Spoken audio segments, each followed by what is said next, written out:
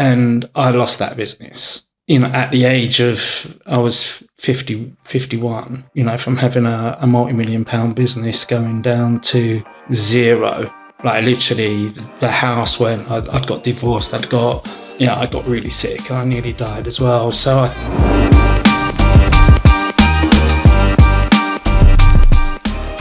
Okay, right. Hello and welcome to another Serious About Success podcast. I'm here with my main man, Mr. Paul Chuter. Good to see you, Paul. Good to see you too, mate. Okay, cool. Look, thank you very much for coming on and agreeing to do the podcast with me today. Now, Paul, let's jump straight into it. You are what we call a digital nomad, okay? Mm-hmm. You are somebody that makes tens of thousands of pounds every single month. You are literally, hopping from country to country. Yep. People will look at your lifestyle, Paul, and you are living the dream. You really are. I look at you and I think to myself, you know what, if I didn't have certain responsibilities, if I didn't have my daughter, I'll be doing the exact same thing. So what's that like, Paul, getting to that point where you can really live that dream of being a digital nomad? What's that like for you? Yeah, it's awesome. I'm actually loving it. It's one of the best things I've ever done in my life. It's not as glamorous as it may seem. Sometimes you do a fair bit of traveling. Oftentimes might not be living in some of the best places, like where I was in Buenos Aires, for example, right in the center. Wasn't great. I had to move, get somewhere a bit safer. But it was a dream of mine for so long, and I'm loving it. Yeah, okay. Well, loving that, Paul, loving it. So what's the best part of it then? What's the best part of, just picking? I mean, look, I've got you in on today's podcast and it was like, well, Jay, we better do it quick because, next week I could be off somewhere, Yeah. So I'm like, right, quick, let's try and grab Paul before he's off again, So, for you now, being in a position where it's just like, well, look, next week, I might just go to Australia and stay there for 3 months. And then I might go from there. I mean, look, if I can remember where you've been over the last 2 years or something like that, yeah, you've gone from like Australia to Thailand to Spain to Brazil, Argentina, right? Yeah. Where else? Brazil, Argentina, then Uruguay, then Brazil, then back to Spain. Yeah, okay, and then you're just paying a quick stop here in the UK, and then no doubt you may well be off again very, very, very soon. Yeah, for sure. So, what do you like about that? What is so appealing? Why do, people look at, that sort of lifestyle with so much kind of envy? It's like, wow, I just imagine being able to do that. Well, for me, it's just a massive adventure. Yeah. Going to places that you've never been before and then trying to make a life there. I mean, I probably do the digital nomad thing a bit different to most people. I tend to stay in one place for 3 months and then move on to a different country. But yeah, for me, it's all about an adventure going into the unknown and going to South America for the first time. I'd never been there before. Yeah. And just really excited to find out, okay, what's the culture like? What are the people like? What's the place like? What's really exciting about the place? I loved it. In terms of why people might be envious of that, I don't know. But I always was.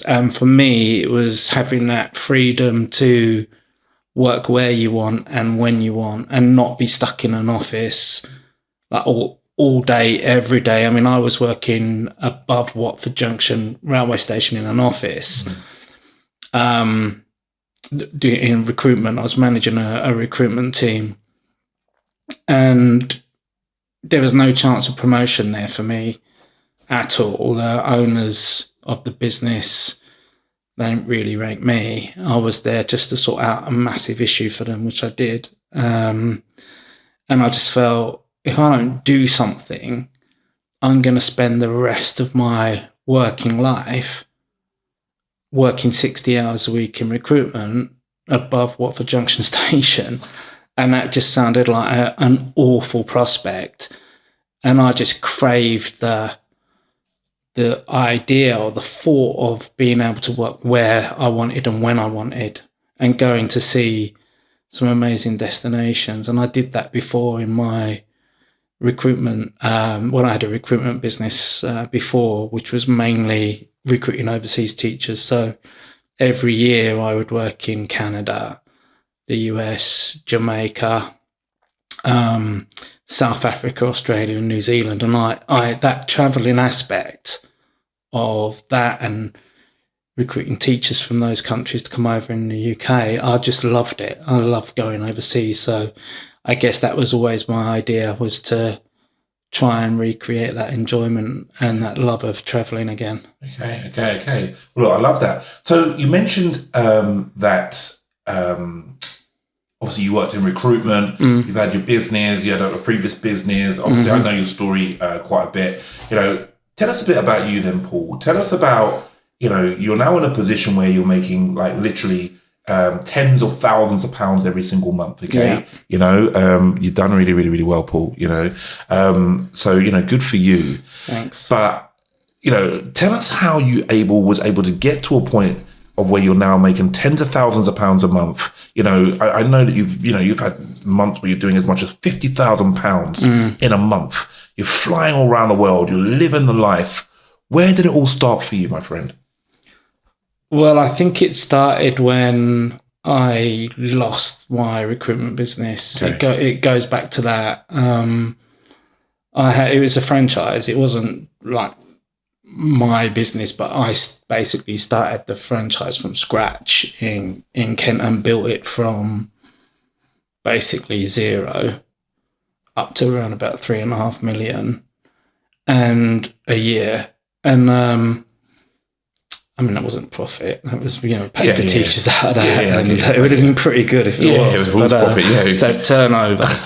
That's still not bad. It was good. And I worked extremely hard to get it to that kind of level. And I basically was working in the recruitment industry for like 20 years. And I would say the last 12 of it was running my own business, and we were trading as a different company. And I lost that business, and I ended up completely flat on my backside. And at the age of, I was 51, and gone to, from having a multi-million pound business going down to zero. Like literally, the house went. I'd got divorced. I'd got you probably asked me about it a bit later in terms of, I got really sick. I nearly died as well. So I think losing everything was the catalyst for me to say, I've fallen as far as I could go, and I'm not standing for it anymore. And I thought, well, what do I want out of my life? And my life is awful at that particular point. And I think that was the catalyst for building an online business. Yeah. Because I wanted a business where I could travel, where I could work where I wanted and when I wanted. That was the whole thing. So, that was the catalyst. That thing's going really pear-shaped. Like proper pear-shaped. So how? I mean, you're doing millions of pounds, over £3 million a year turnover. Yeah. Yeah. You're living the life. I think you were telling me you had nice cars, nice house. Yeah. Nice everything. Yeah. How did you lose? How did that slip away? Yeah.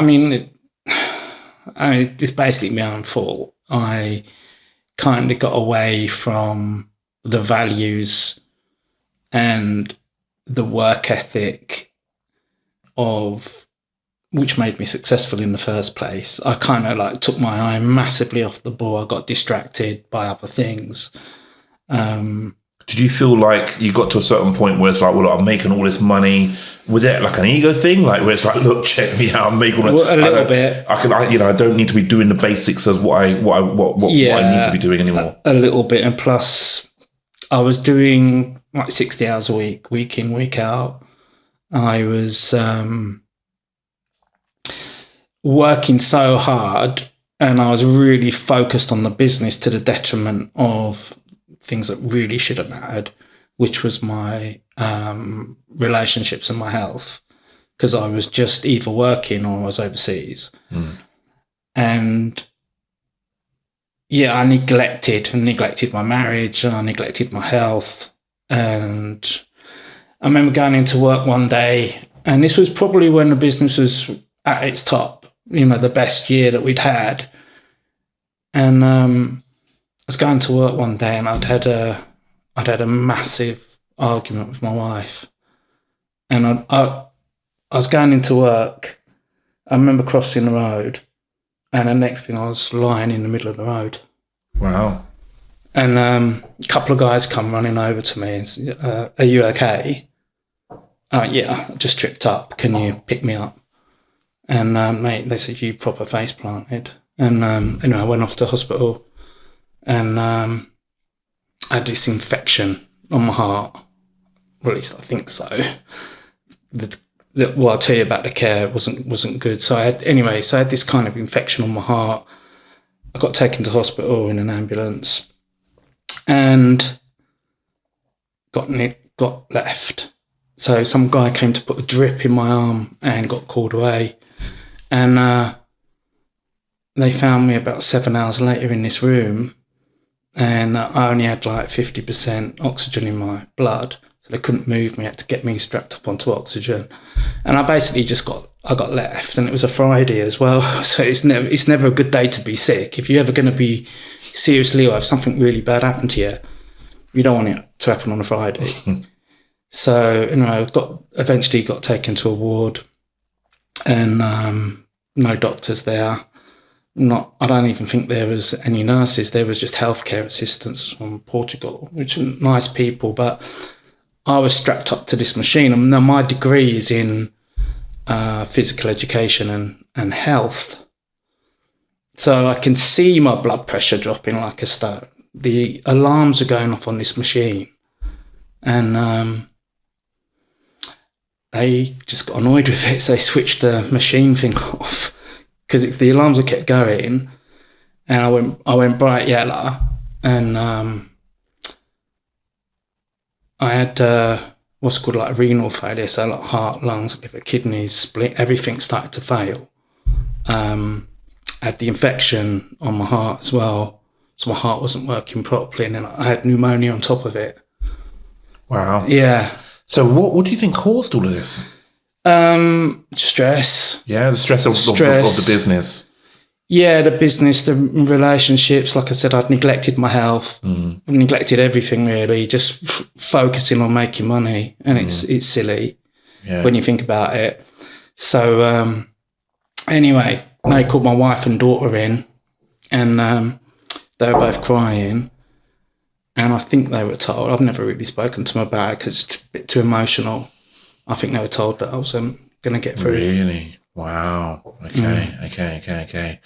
So that happened as a result of stress, business, things but that was at the height. So that's not when you started taking on. It was the height of the business. And I actually was in hospital for like 2 months because I couldn't beat the pneumonia. Wow. And I came out, the day I came out, I went back to the office and I just didn't have it in me. And I basically I had a team guy manage this business for me because I literally can't do it. And it started to fail. Like it literally started to fall off a cliff. Really? Yeah, and plus there was other external factors as well in terms of the overseas teachers weren't really coming. I'd focus my business purely on overseas teachers, about 90% of it anyway. So there was loads more competition. When I first started doing it, there was only really like my agency that I worked with, and one other.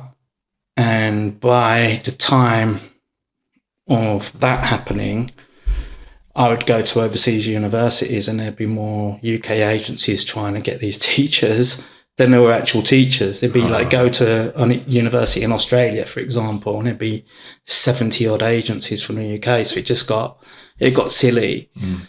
and I just kind of lost the plot with it. And I also got divorced that year as well.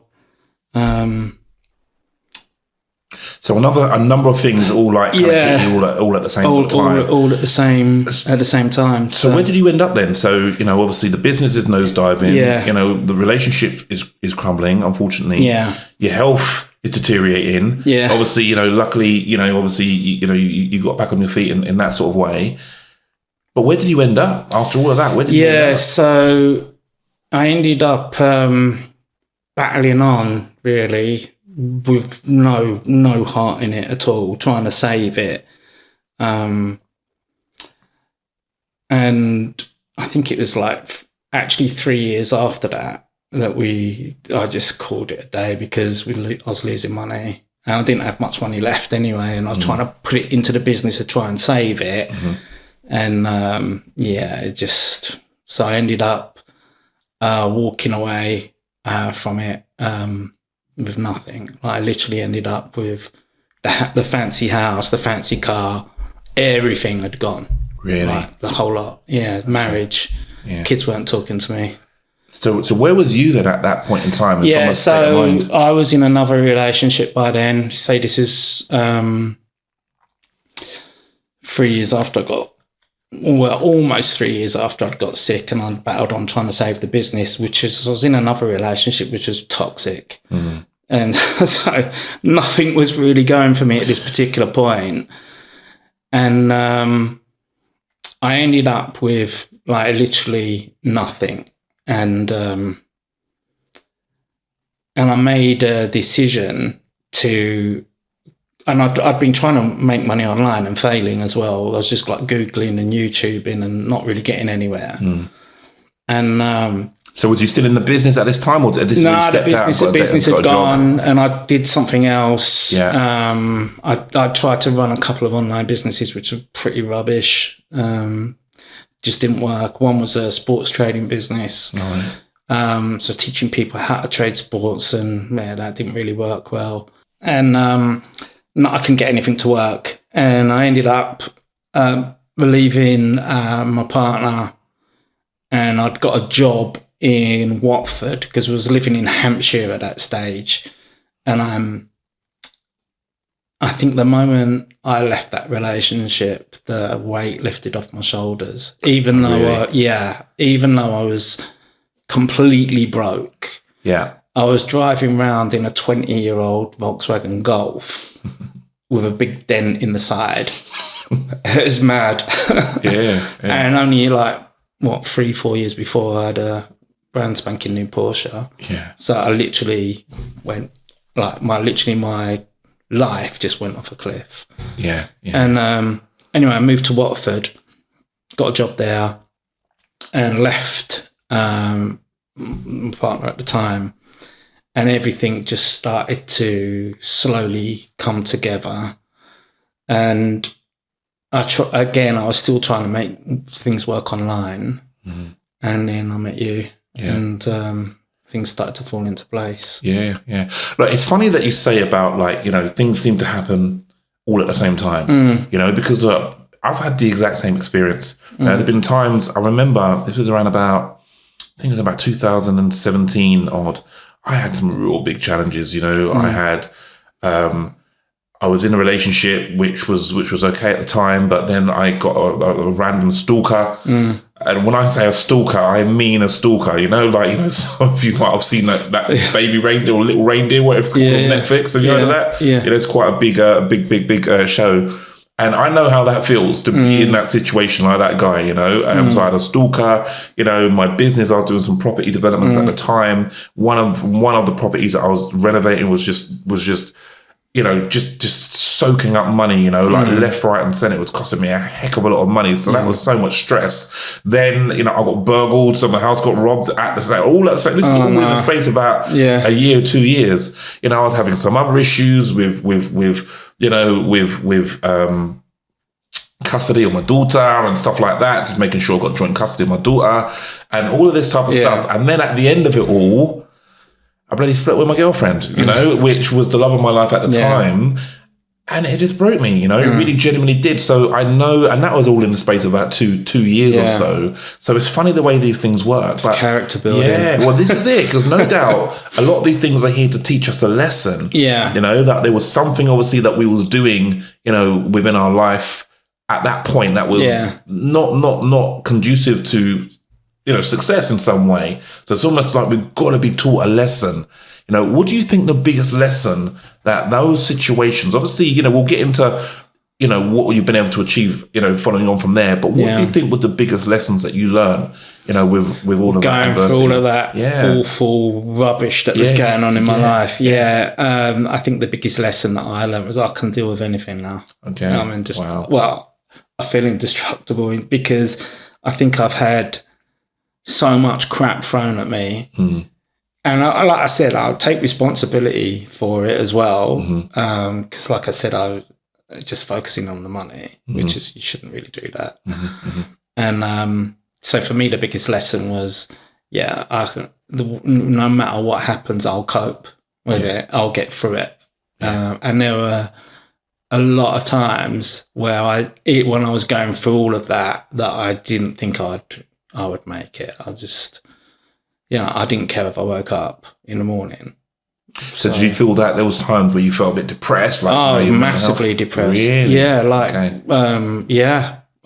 really badly. Yeah. I've hardly been able to talk about it because it was not good. So how did you get over that then? Because obviously, look, like I say, now you're the digital nomad. You will make, 20, 30, 40, 50,000 pounds in a month. Yeah. Yeah. And you Argentina, without talking about, look, I'm going to go, maybe, Jay, I'm thinking about going to maybe, around Turkey, I'm going to go maybe there for a few months. I'm going to go to Montenegro, This is the conversations, obviously, what we're having off camera. So, it's all looking rosier, or a lot rosier now. Yeah. But I can understand being in a state of real depression. Where did you find the mental strength to really get out of that? It took me a long time to muster it. It was, it's a really hard thing, depression. And I really struggled. Like, I would say I was suffering from depression from probably the best part of 5 years almost, So getting the mental strength, I think leaving the toxic relationship I was in was a massive help. Moving to a different environment and taking on a new challenge, because the company that I work for was my old competitor, and they gave me their most underperforming, the worst office, basically, in their business. They have 32 offices, and they gave me the worst one, the worst performing.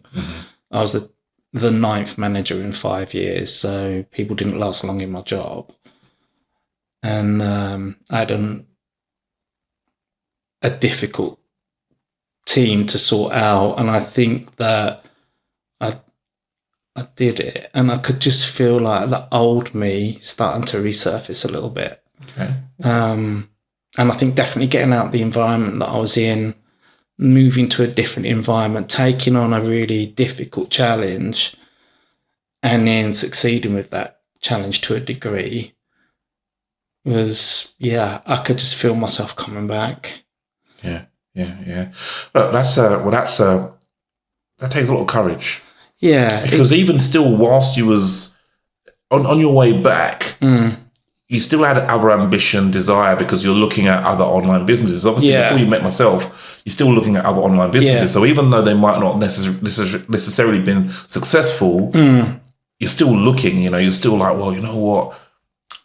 I can kick again. I can do this again. Yeah. So that courage to have that belief in yourself that you can kick again. Yeah. That's pretty strong. Yeah. And I've kind of always had that. Ever since I was a kid, I've always had that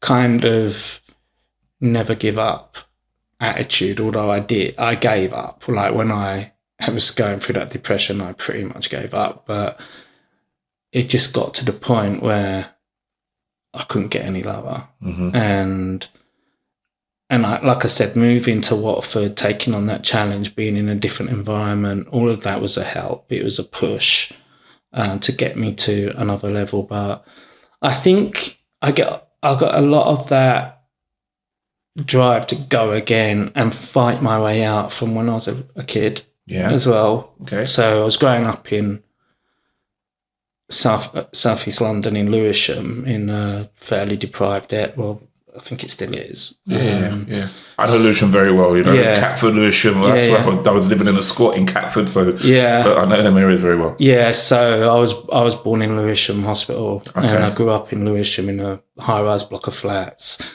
My dad left. I was about 3 or 4, and so single parent family, and we had nothing. But I didn't realise it that I was poor, because everyone was the same. I'd go to school and no one was any different to me at all. We were all in the same kind of boat. So I didn't even realise that we were poor. And I only realised that when I went to secondary school, and I ended up, because my mum, when my dad left, was only probably 25, 26. So she still wanted to have a life. So I got shipped off to a grandmother. And we had nothing. My grandparents worked in a factory. And when I started realising that, that things weren't actually how they should be for a kid, was when I went to secondary school and everyone started going off on school trips and I could never go. And I wanted to be a speedway rider, which is crazy, right, from someone from my upbringing. Go and race motorcycles with zero money.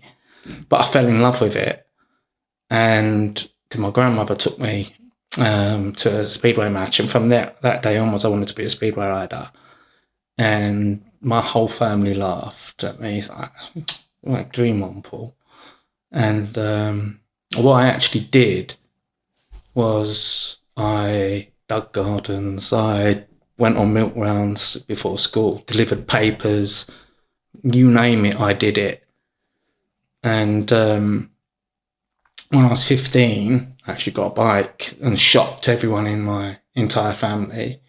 And I actually bought that bike. What, my bike? Yeah, the Speedway bike. And my grandmother got me a racing suit and crash helmet. And I only lived a mile from a training track as I'd moved to Milton Keynes. My grandparents had moved, so I moved with them. And I only lived about a mile from the track. So I had to push my bike there because no one had a car to take me or a trailer or anything like that. I remember getting to the track the first time, I was knackered, like literally knackered from pushing the bike there. And my bike was about 15 years older than anyone else's. And I remember riding it, and I went out for 6 races. I crashed in 5 of them. And the other one, I was half a lap in front. And I got told that, stick with it, I could have a career.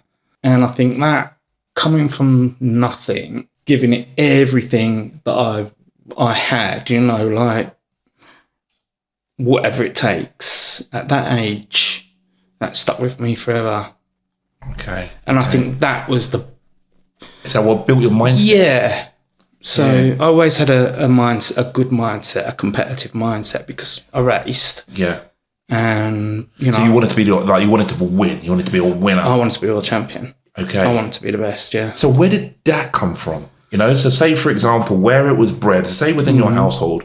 So a lot of situations, where people are really driven for success, it might be because of, they've seen mum and dad struggle throughout their whole life or whatever it may well be. And, there's something in them that's like I've got to make a better life for my family or, something, or, you was always told that you're not going to achieve something as a kid or something like that. Yeah. For you, where did that real thirst to win, where did that come from?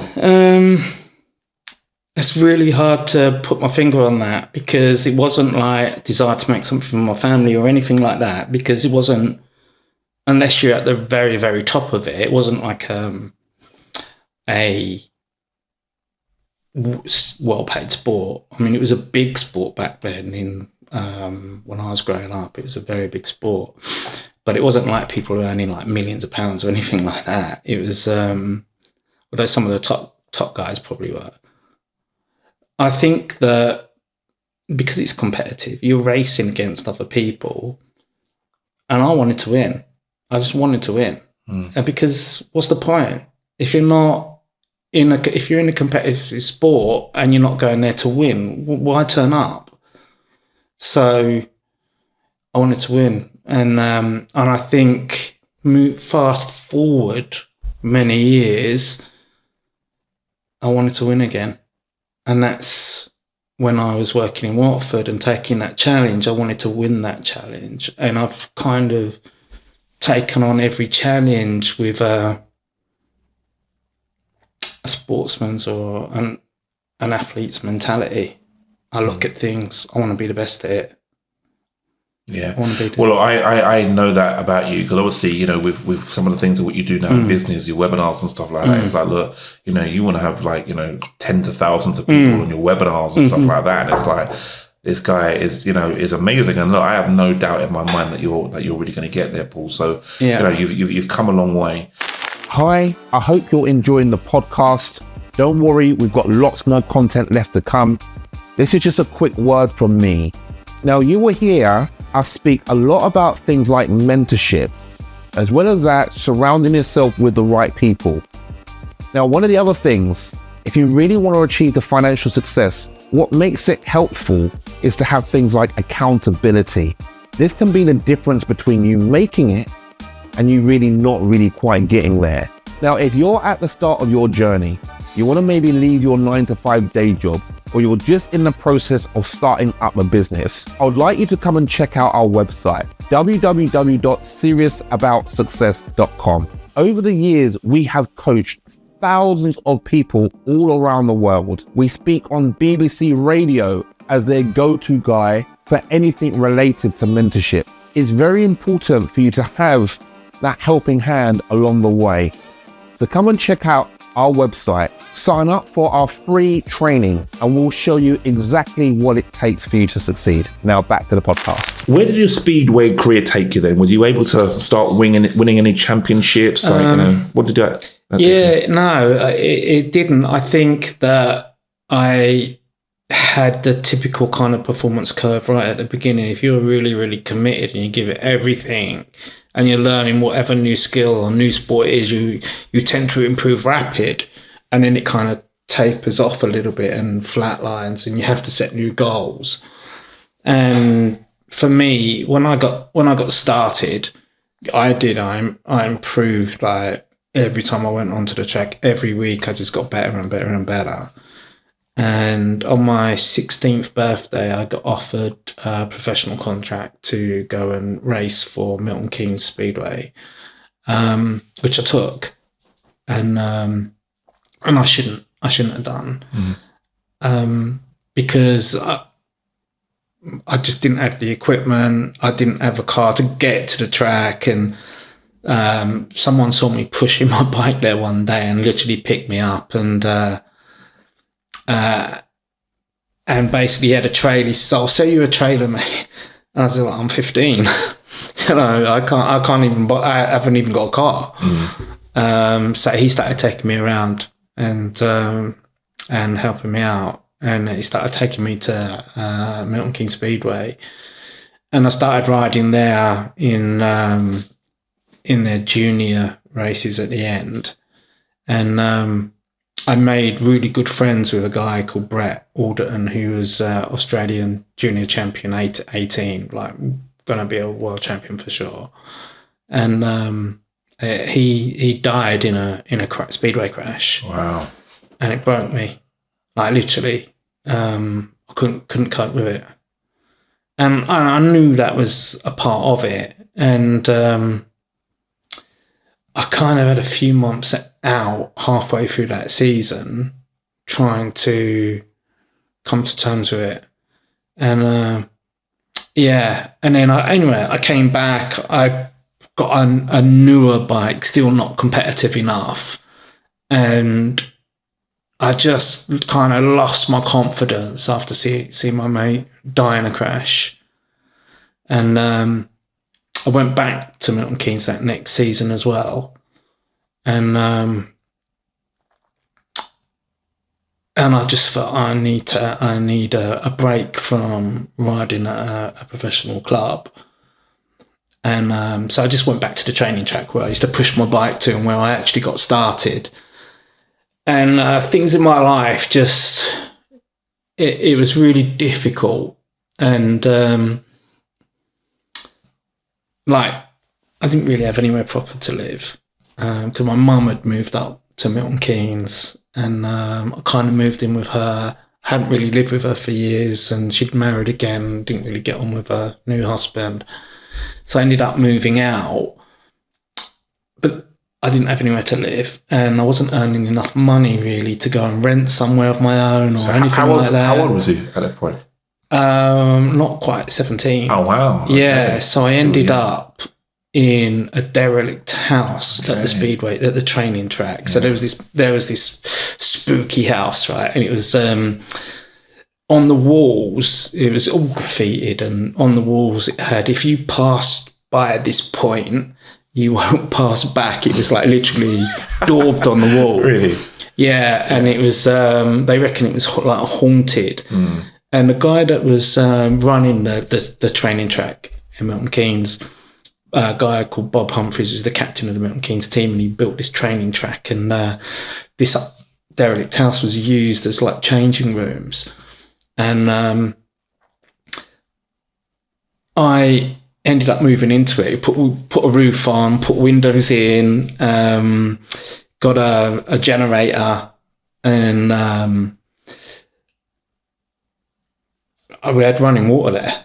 As well, so, and I had a gas bottle cooker, so I lived in this derelict house. There's no ceilings. I just looked up at the rafters, and my bed was the actual stretcher for the track. So like the St John's ambulance stretcher was left there. Yeah. So I actually slept on a stretcher with army blankets over me, and it was freezing. Went through the winter. It was absolutely freezing in there. And there was a dog that kind of lived at the track that I used to feed every day.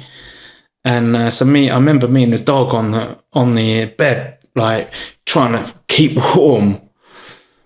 And crazy, like mad situation.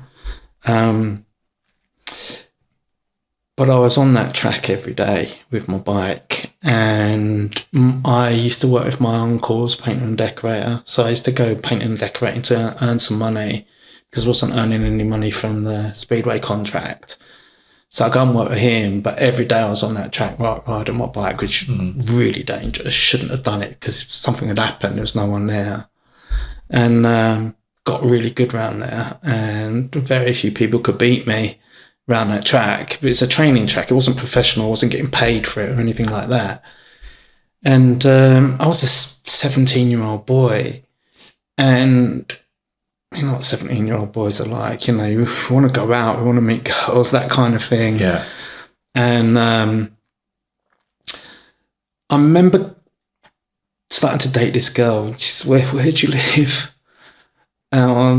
You can come back there if you like. And remember her being absolutely horrified of my living. Really? I was living in a derelict house that we'd started to rebuild it a bit. Yeah. And that wasn't great. So I think I was in there for about 18 months. And for a young boy, it was good.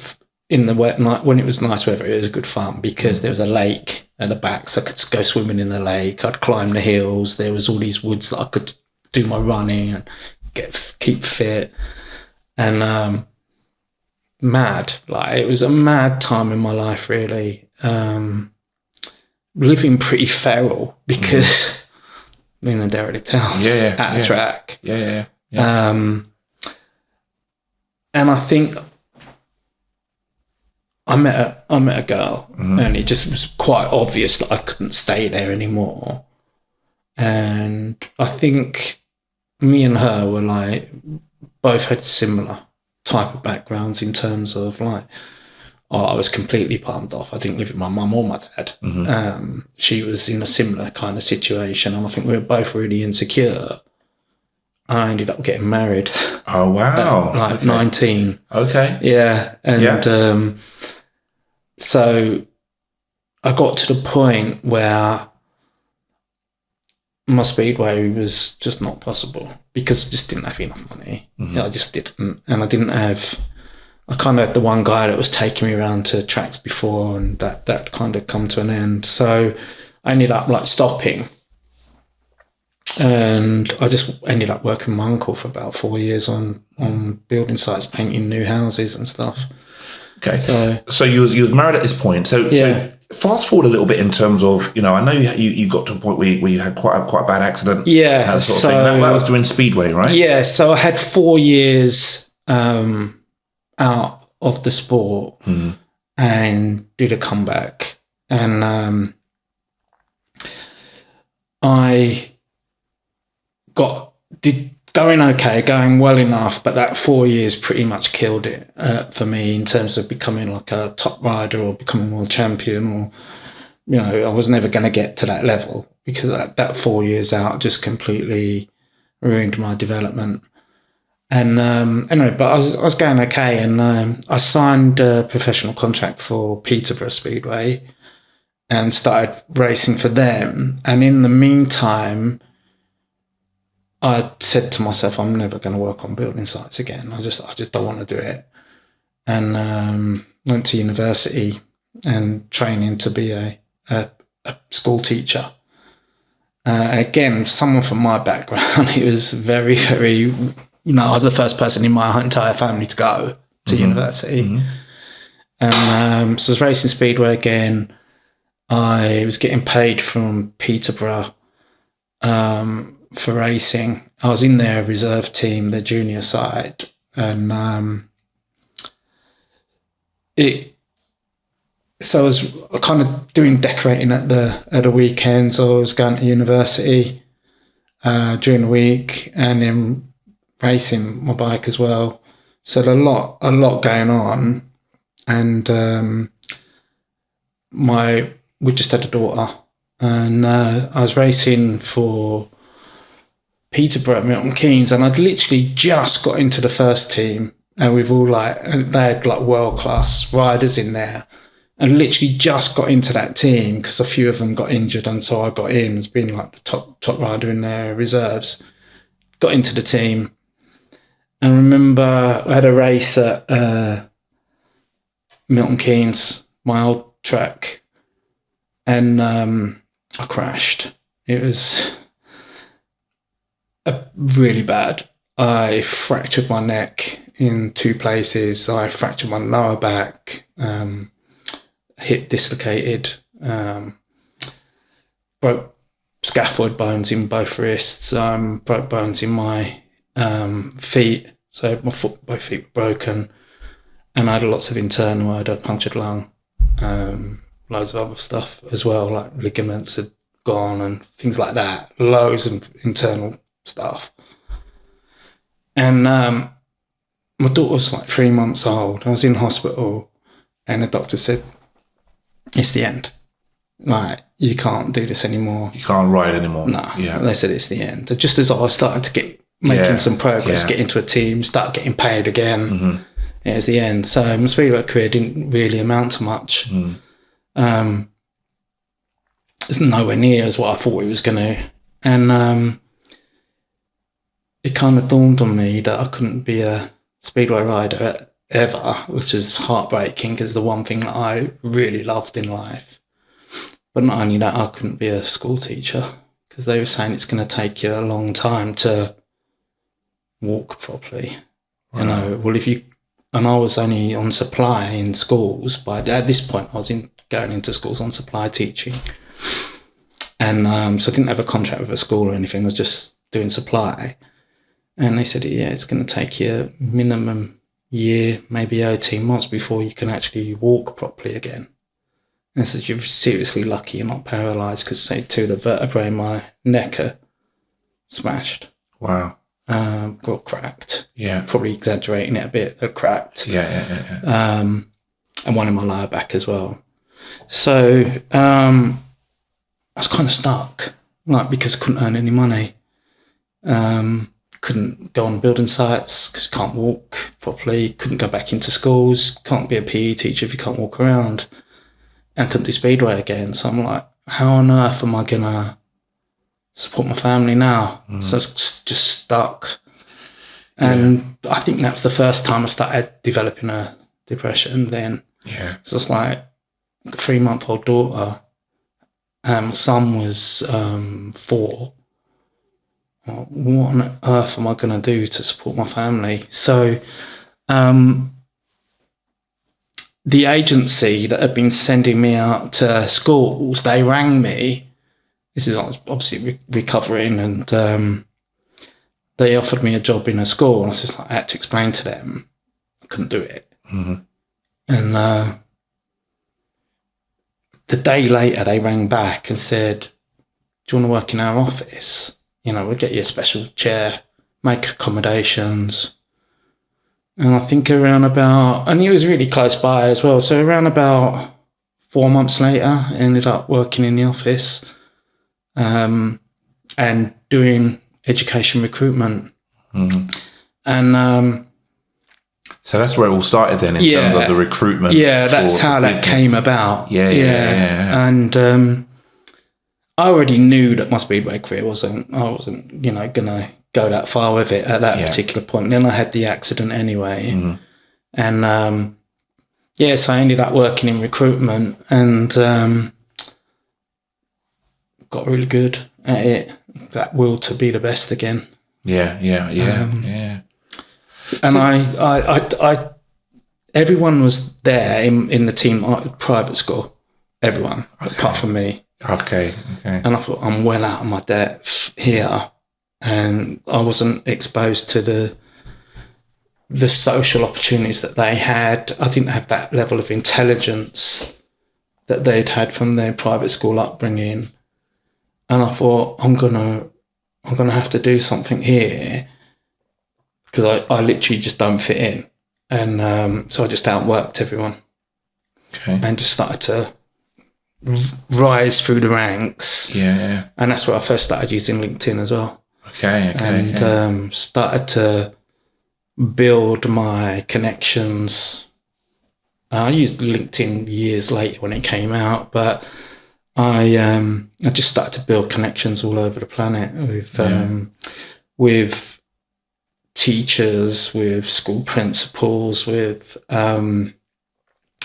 deans of education in universities. Just started to build up a massive network of people in education.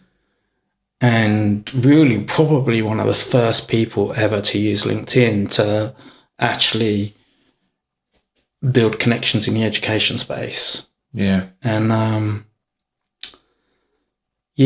just started to fly with it. And then they made me a manager. I worked up in Birmingham. I was a recruitment manager. There was the franchise owner that actually employed me of the West Midlands area. And so I moved there.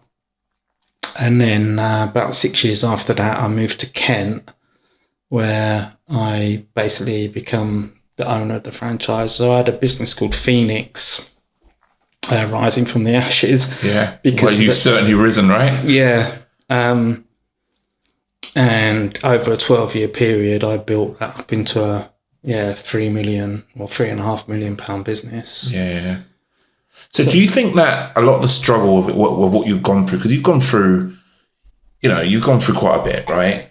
In terms of from the get-go, living in the derelict, property, of again growing up in somewhat poverty, obviously having your accidents and stuff like that.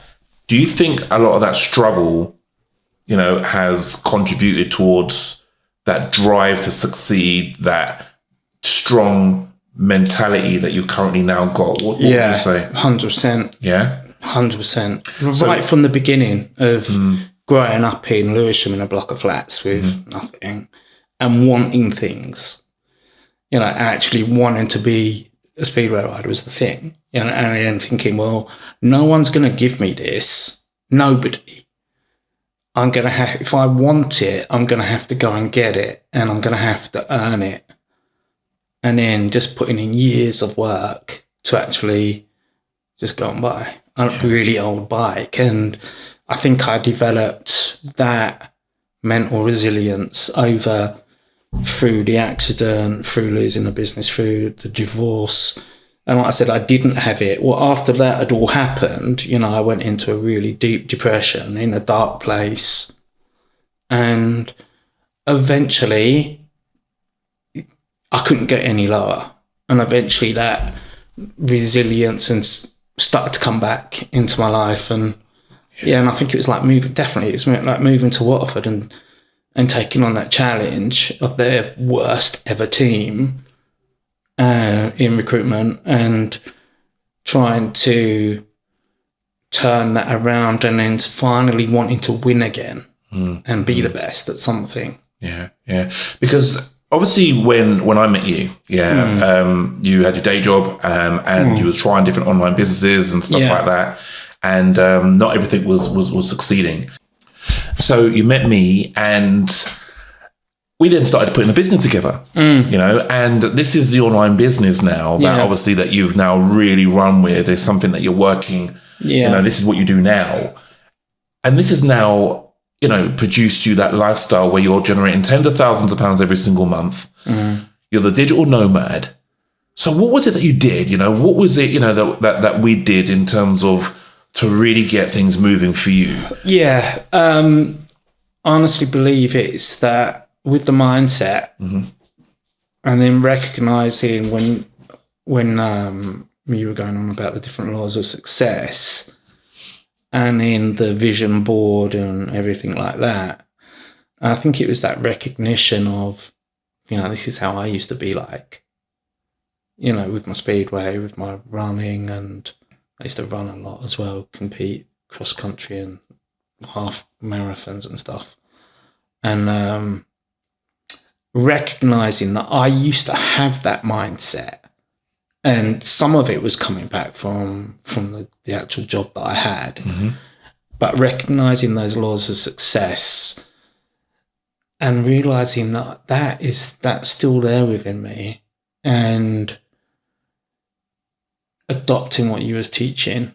And it came back to me quite quickly because I'd kind of lived my life to a very similar set of guidelines in the past and become very successful with my recruitment business. And when I started getting away from that kind of like having that real will to win mindset and becoming unstoppable, whatever it takes.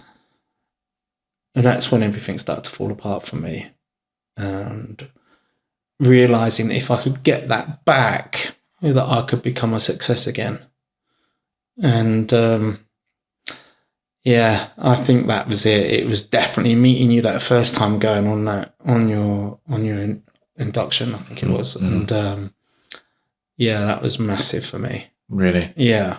Well, look, you've worked really hard, and people that are listening to this, sometimes we want the easy road to success.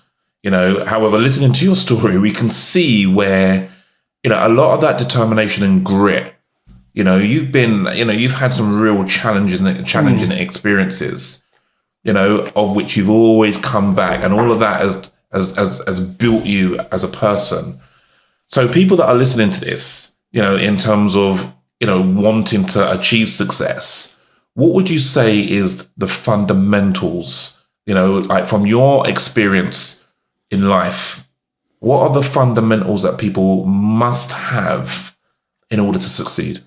Resilience, consistency, and that will to succeed, a massive reason why as well, obviously helps. And then I think it's about adopting the routines and the habits, the good everyday habits that'll get you there. I think they're prerequisites, and maybe having that understanding that you're gonna go through, and this is what a lot of people don't get, is that if you want to become the CEO of your own online business, you have to become the person, step into that role. You have to become the person who can step into that role. You have to become the person who can make the money. What does that mean? Now, I know exactly what you mean, but explain what that means. Well, for me, it was like completely changing my lifestyle. You know, the lifestyle that I was living at the time, and becoming very, very disciplined in the pursuit of success, which came to me easy because I've done that before. But I think, for me, it's committing to the lifestyle that you need to live. I mean, for me, and this won't work for everyone, but I'll tell you what I did. So I used to get up like really early, not really early, it's about 5:30, 5:45. Well, that's pretty early. Yeah. And I'd go out and I would walk for 6.5 kilometers with my headset on, putting myself into the mind of a genius. And I always have this thing that if you're listening to a genius every day, and I'm talking about geniuses in the online space, geniuses in the personal development, like Tony Robbins, Robert Kiyosaki, people like that, lots and lots of personal development. I always feel that if you're putting yourself into the mind of a genius every day, and I used to have my headset, so I have it coming into me and I'm taking this stuff on board. It's like putting your hands into a bucket of glue. Some of that, when you put your hands, some of that's going to stick. So for me, it was adopting success routines. So for me, like getting fit, healthy body, healthy mind. So getting really fit, putting myself into the mind of a genius, and then coming home and then doing, for me, it was like a 10-minute mindfulness body scan, meditation, and then doing my affirmations. So I've got like 35 affirmations, and I just say it out loud to the world. And I would say them twice. It'd take me like 10 minutes to do. And that for me just made me feel I could achieve anything that I wanted to do really, really well. I clearly had this massive reason why. And then getting into those success routines every morning, adopting those habits, that was me becoming the person who could step into the role of the online CEO, the CEO of my online business, and becoming successful again. It was just really, really strong start to my days. And my affirmations were all about, or one of them I used to say at the time was, my online business is thriving and succeeding and growing bigger every day. And I hadn't made a sale at that point, but I would say it out loud because I think sometimes what you put out there, you get back. I have the skills to become an unstoppable success. Well, I wasn't making any money at that particular point, but I used to say it anyway because I thought, well, I'm going to put it out there. I'm literally going to say it out loud. And again, I think that's just me becoming the person who could make the money, because I did that stuff religiously every morning, whether it was pouring with rain, whether it's like 3 degrees below, pitch black in the morning, in the winter, and just doing that every day. That was me stepping into that role, developing that mindset and becoming the person who could make the money. Yeah. So it's almost like just convincing yourself, like, 100%. Wherever you are, like, we can convince ourselves that of anything, I can beat Mike Tyson, for example, whatever, but convincing ourselves. And as a result of really convincing ourselves, it's like, this is what we now see in our world based on what we've convinced ourselves to be able to see. Would you agree with that? Yeah, 100%. I was actually thinking that when you just actually said it, I felt like nothing was going to get in my way. Like I knew at that particular point, precisely because of the routines I was doing, and that I was going to succeed and nothing was going to stop because I wanted it so badly.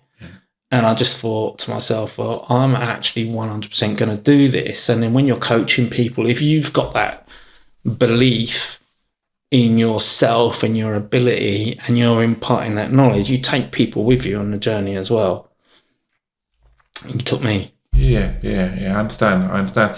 So do you think anyone can become successful? Anyone?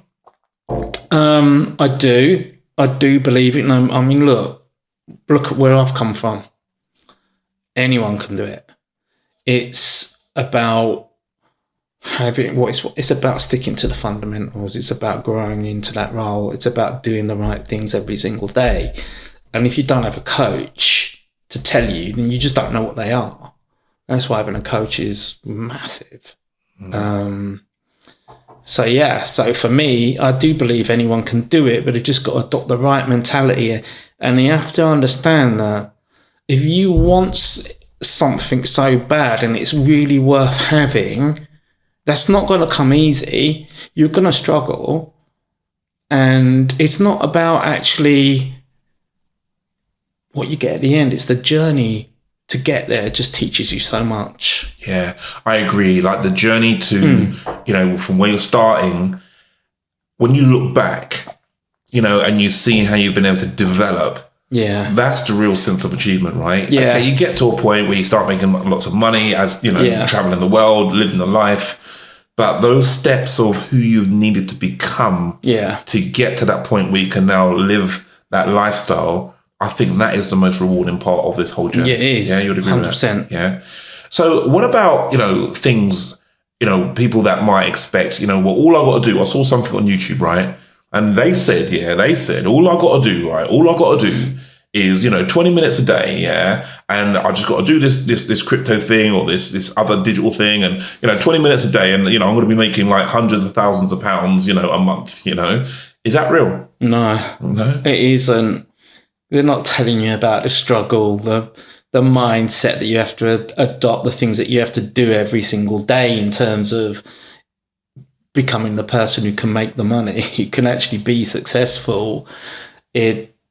Some people do it like really quick. I've seen people do it really quickly, but there's always a period where you're going to struggle, always.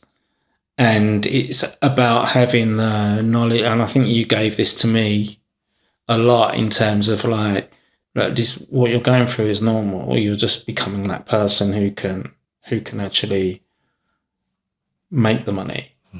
And it's going to, when you're ready, you'll make it. But at this particular point, you're not quite ready yet, but you're getting there.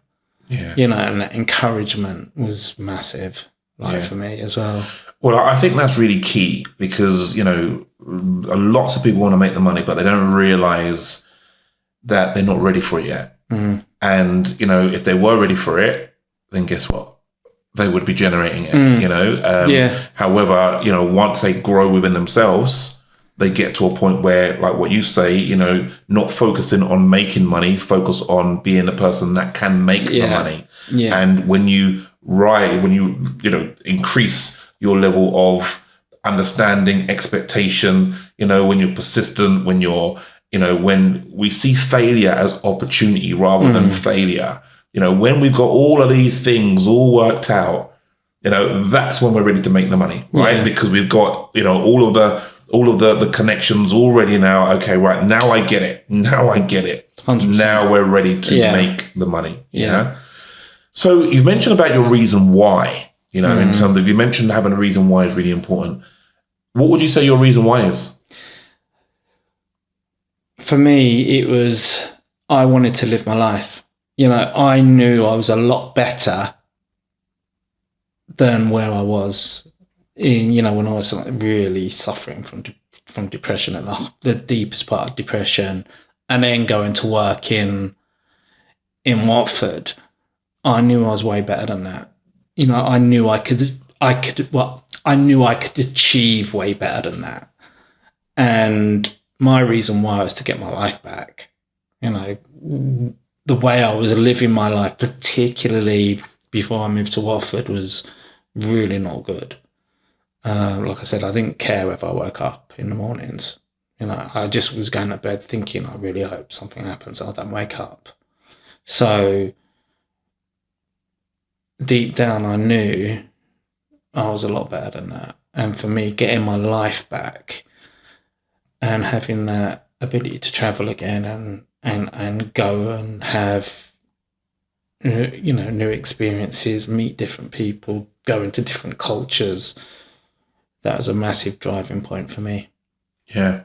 Okay. So the travel was a huge part. Yeah, just the freedom more than anything. Freedom. When you, I mean, the office in Watford, when the fast train comes through, the office would shake. It'd literally rattle, and I knew that I had no chance of any progression there. It was like zero, and I just thought, you know, I was back working 60 hours a week. It had already ended up badly for me before. And I thought if I stay there doing hardcore recruitment sales and driving forward a team that were really struggling, it was probably would have killed me, I think. I was scared. Yeah. I was literally scared of, I knew that it ended up badly for me before.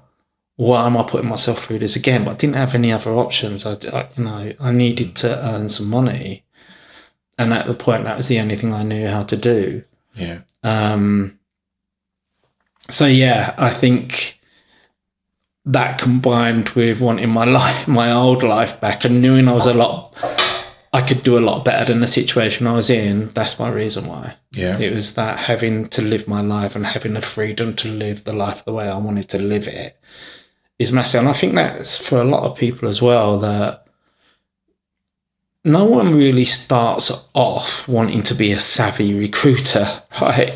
Do they? It's not a childhood dream, or being a super savvy, I don't know, accountant. No one wants that as a kid, do they, really? Not really, no. So I think a lot of people that are employed, and I mean, I'm not saying like everyone, but I think there is a good amount of people where they're having to do the same thing every single day. You're working 8, 9, 10, in my case, 12 hours a day with a commute on top of that, and not having the time to do the things they want, getting that feeling on a Sunday night with that sick feeling in your stomach when it's all starting again. You're just living for the weekend.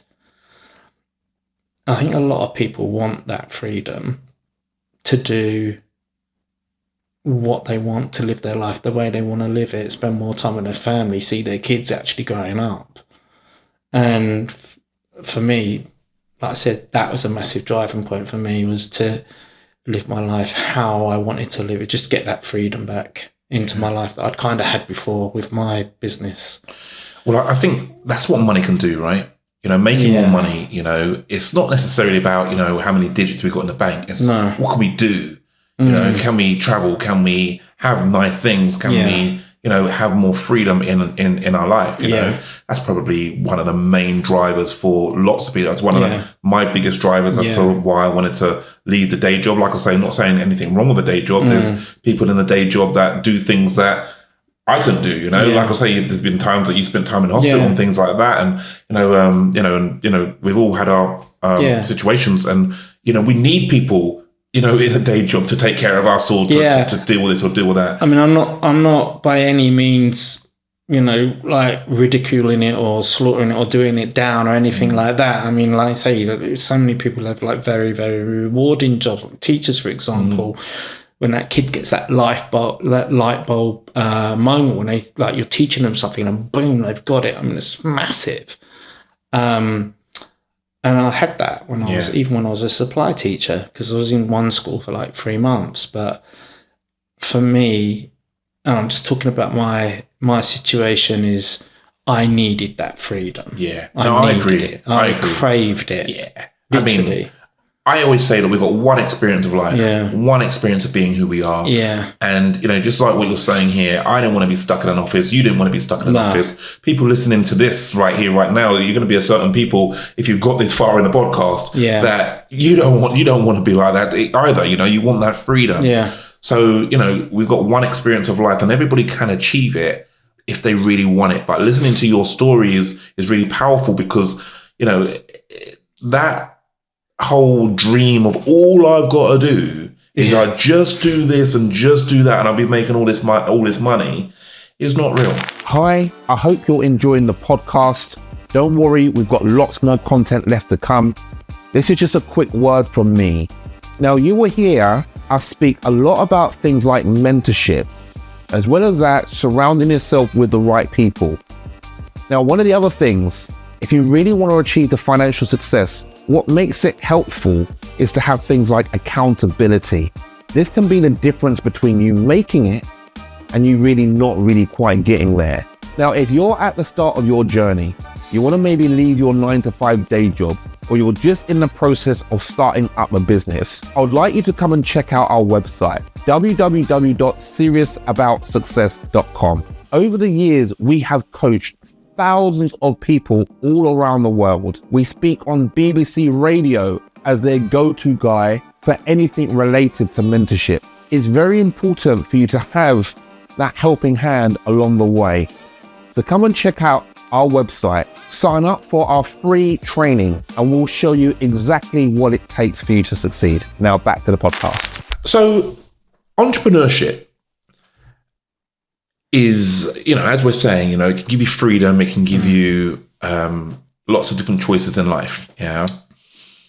However, tell us what you feel some of the pros and cons are to entrepreneurship, because we see things around the internet. We might see things on Instagram and, people live in the life and, as soon as you get this money, that it always looks like the sun is shining, right? Yeah. You start making some money, the sun shines, everyone around you is beautiful, everyone's always smiling, everyone's got, it's the life, right? Yeah. But obviously, look, that's it's not necessarily real in terms of, look, it's just a reel, it's just a video.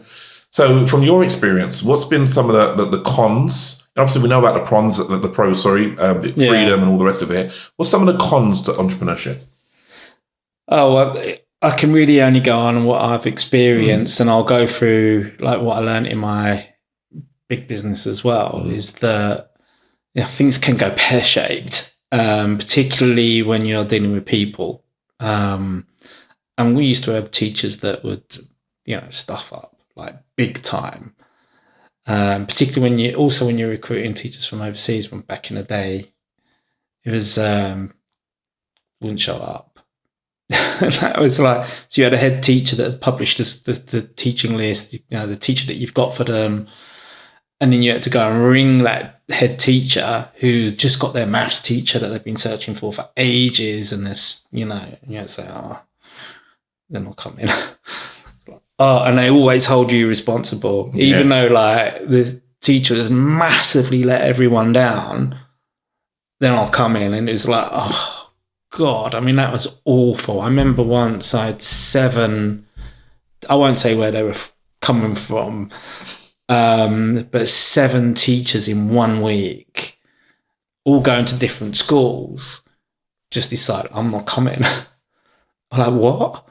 So I had 7 head teachers to tell that they're expecting to start with a full complement of teachers. Kids have been told who their teacher is, that kind of thing.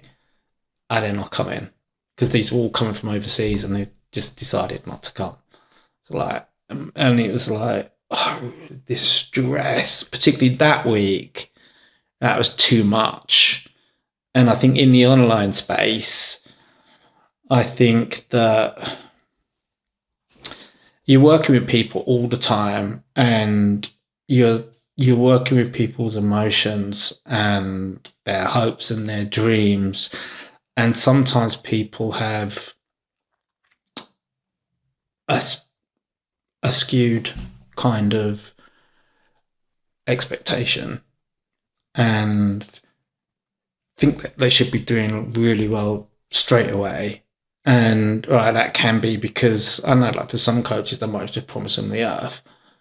And I'm not like that. You're not like that. We make it very clear that you've got to put the work in. You have to become that person who can make the money. I always say that to mine. And it's sometimes dealing with their expectations is quite hard sometimes. So that's definitely. And most people are great. I mean, most people, there's just the odd one or two that you work with, and you just think, do you know what? We can't help you. And that's mainly because of their mindset. And even though you're telling them, they're just totally not receptive to it at all. So I think for me, that's one of the cons as well. But I'm used to it. I've worked with people in my recruitment world as well. So I'm used to people letting you down, which can be a bit hard from time to time. I get it. That sometimes it be challenging. Managing people's expectations, because even though you might even say, "Look, you've got to become the person that can make money." Even though you might make that message very, very, very clear, people will still interpret things the way they want to interpret it. Yeah. So that means they jump on board. It's like, hang on a minute, I've been here for 2 days, Paul. Yeah. I've been here for 2 days, right? And you said, right? Yeah. You said, and they're expecting this and expecting that. And then, hang on a minute, it's your fault. Yeah. The reason why I haven't started making, tens of thousands of pounds in 2 days, it's down to you. You've done something wrong. Do you know what I mean? Yeah. So I get they won't take responsibility sometimes. But like I said, it's quite rare, but it happens. Yeah, that's it. Taking responsibility. I mean, you've even mentioned, throughout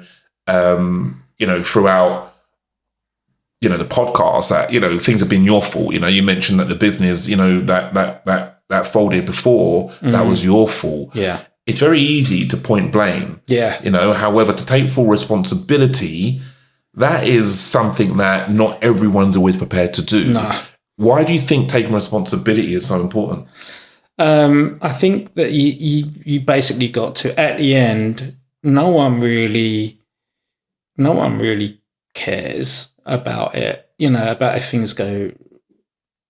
how things are going, what you're doing in your life. So if things go wrong, you can't absolve yourself of blame. You have to look at yourself as a starting point. You can't grow as a person if you're always blaming someone else, or, this happened, so I can't do it. This happened, or this happened, or this happened. You can't grow as a person because you're kind of kidding yourself. So I think that you have to understand that no matter what happens in life, people get massive, serious illnesses, and that's not their fault. It's just really awful, bad luck.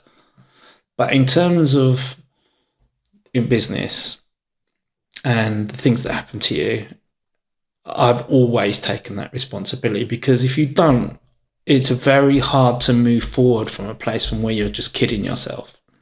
You have to look at where things went wrong. What could I do better? What could I've done to change this situation?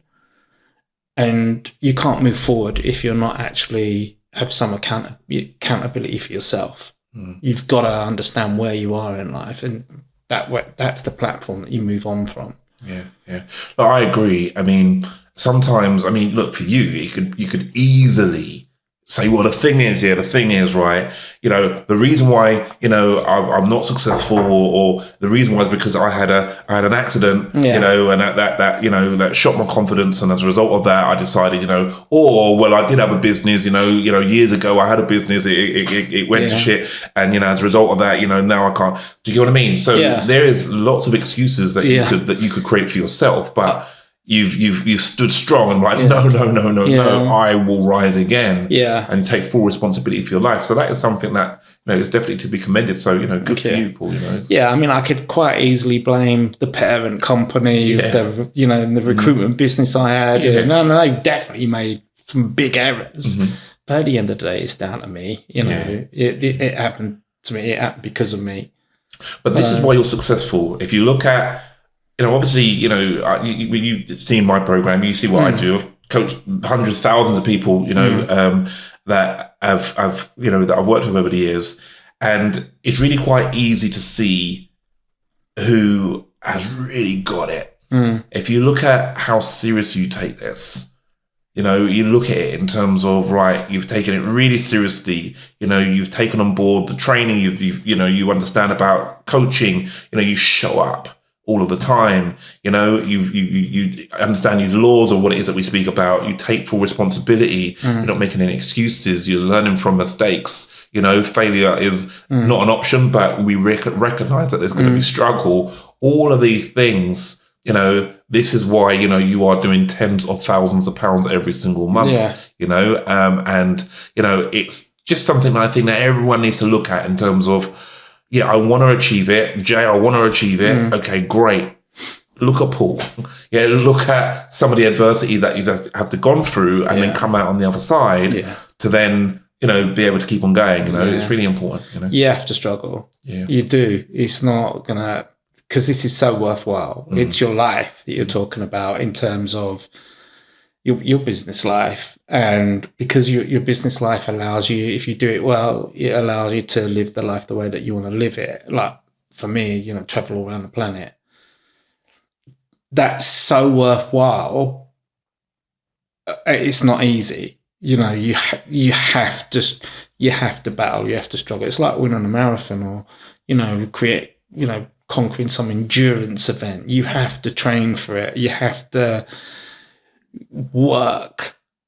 It's not like pressing a little button and money comes out of your laptop. It's not like that. I wish it was, but it's not. Yeah, it's not.